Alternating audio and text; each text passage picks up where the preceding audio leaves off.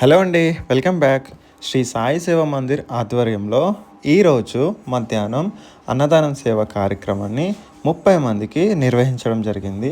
భోజనం rice, chicken, sambar, సేమియా పెట్టడం జరిగింది.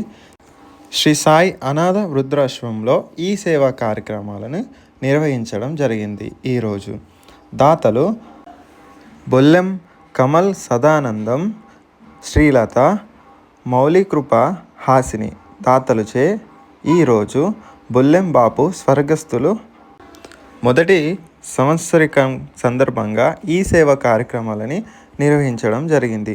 దాతలకైతే మేము ధన్యవాదాలు తెలియజేసుకుంటున్నాము.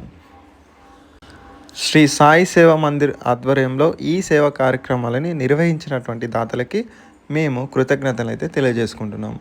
Thank you.